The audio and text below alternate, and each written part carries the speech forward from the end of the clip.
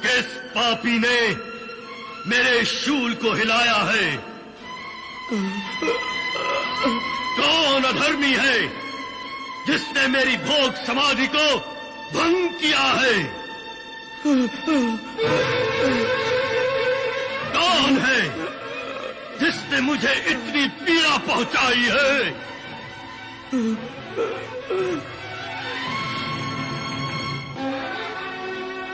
महाभाग, अंधेरे के कारण हमें आपका शूल दिखाई नहीं दिया। भूल से आपका स्पर्श हो गया। तुम्हारी भूल से मुझे जो पीड़ा हुई है उसका दंड तो तुम्हें मिलना ही चाहिए। मैं मांडव्य ऋषि तुम्हें शाप देता हूं कि सूर्य उदय होते ही तुम्हारा पति मृत्यु को प्राप्त हो जाएगा।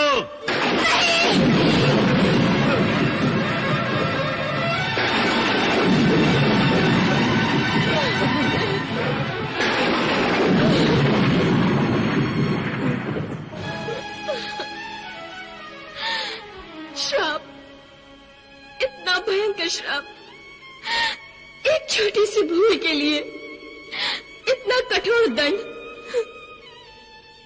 मैं आपसे क्षमा याचना करती हूँ। मेरे पति को श्राप से मुक्त कर दीजिए। नहीं, यदि सूर्योदय होने से पहले मेरे पति जीवित नहीं रहे तो मैं भी उन्हीं के साथ यही आपके सामने अपने प्राण त्याग दूंगी। उनको श्राप से मुक्त कर दीजिए। मेरी विनती स्वीकार कर लीजिए।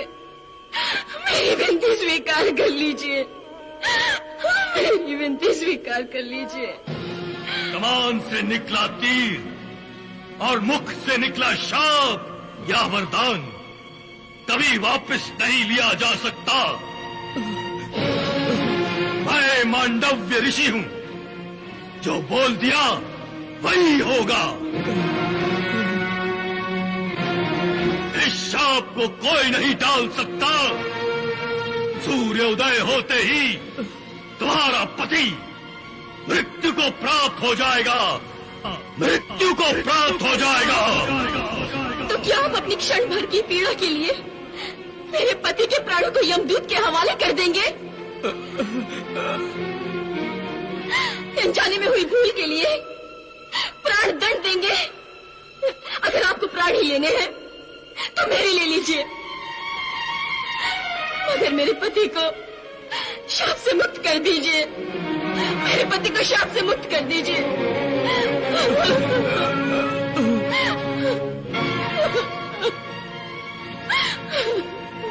शाप देते ही मेरा संपूर्ण पुण्य और तपोबल नष्ट हो गया है। अब मैं अपना शाप वापस नहीं ले सकता।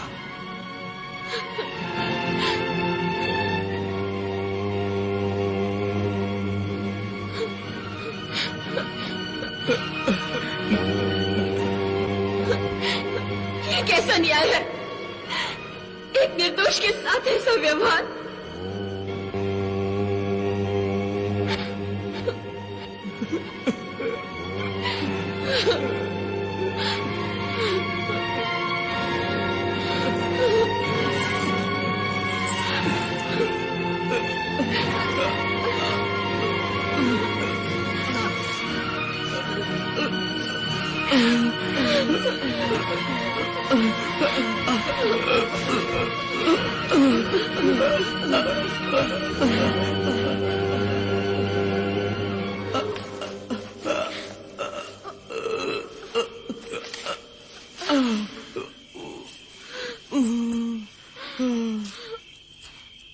कौशिकी, यह कैसी विडंबना है। मांडव्य ऋषि ने मेरे जन्म का समय तो तय नहीं किया था, पर अब मेरी मृत्यु का समय तय कर दिया।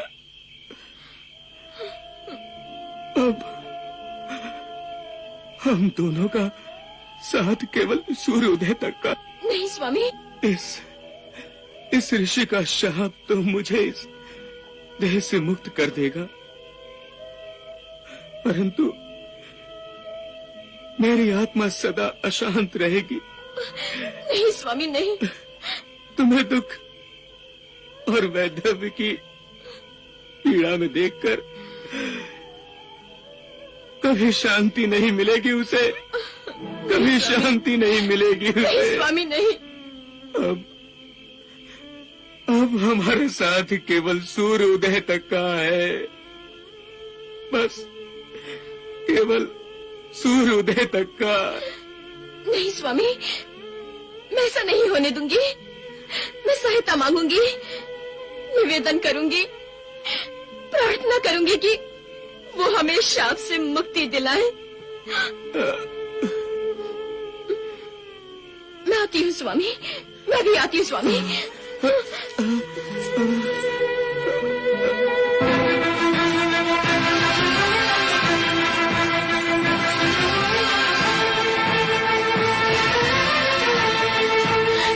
कहाँ जाना है? किससे मिलना है? राजा से। राजा से? वो अभी विश्राम कर रहे हैं, किसी से नहीं मिल सकते। सूर्योदय के बाद आओ। सूर्योदय?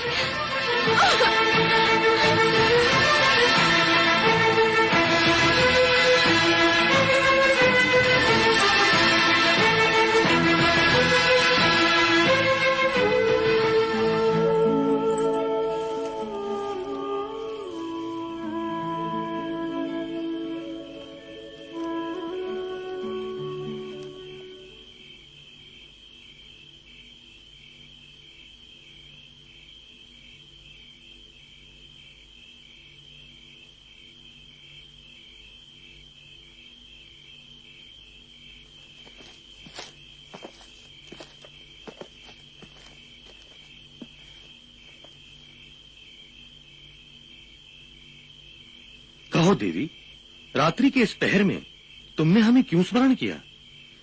राजगुरु, नगर के एक मार्ग पर कोई सूली पर लटका हुआ है। हाँ, एक ढोंगी साधु है। नहीं राजगुरु, कोई ढोंगी शाप देने का साहस नहीं कर सकता। शाप? हाँ, उन्होंने मेरे पति को शाप दिया है। वो मांडव्य ऋषि है राजगुरु, और यदि उनका शाप सत्य हो गया तो सूर्योदय होते ही मैं विधवा हो जाऊंगी। यदि वो सत्य में मांडव्य ऋषि हैं, तब तो बड़ा अनर्थ हो गया। दंड मिलते समय उन्हें अपना परिचय तो देना चाहिए था। मैं अभी जाकर राजन से। राजगुरु, मेरे पति का क्या होगा? तुम मुझसे क्या चाहती हो? आप राजगुरु हैं, महान तपस्वी हैं, ऐसा आशीर्वाद दीजिए कि उनका दिया हुआ शाप निष्फल हो जाए। ये मांडव्य का शाप है देवी, उसे निष्फल करना मेरे वश में नहीं है। मैं विवश हूं देवी।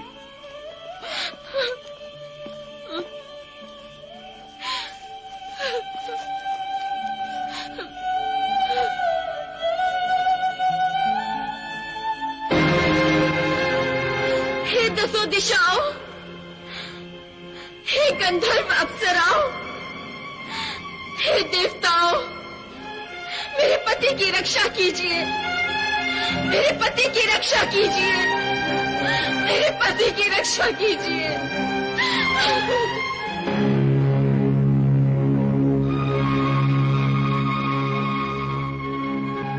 यमराज, मुझे आज्ञा दीजिए, मैं कौशिक के प्राण लेने कब जाऊं? वही तो देख रहा हूं। प्रारब्ध अनुसार न तो मांडव्य की मृत्यु अभी है, न ही कौशिक की। तो क्या मांडव्य ऋषि का दिया शाप व्यर्थ हो जाएगा? नारायण नारायण नारायण नारायण। प्रणाम देवर्षि।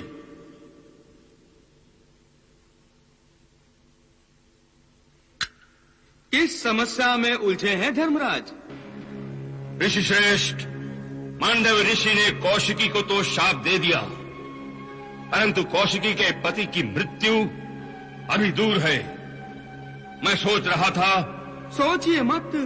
सोचिए मत धर्मराज, सोचिए मत। वैसे भी इन शाप अभिशापों से बचकर रहना चाहिए। अब शाप के अनुसार आज सूर्य उदय से पूर्व आपको कौशिक के प्राण हरण कर लेने चाहिए। परंतु ये तो विधाता के विधान में हस्तक्षेप होगा देव ऋषि। नारायण नारायण। और यदि आपने शाप का अनादर किया तो एक ऋषि के शाप के विफल हो जाने का तात्पर्य है उनके वचन का मिथ्या हो जाना। और धर्मराज, यदि एक महात्मा एक ऋषि का वचन मिथ्या हो गया तो तब कौन करेगा? यज्ञ कौन करेगा? और यज्ञ नहीं होने का अर्थ है भगवान की पूजा नहीं होगी, भक्ति नहीं होगी। क्या आप ये चाहते हैं? नहीं देवर्षि, कदापि नहीं।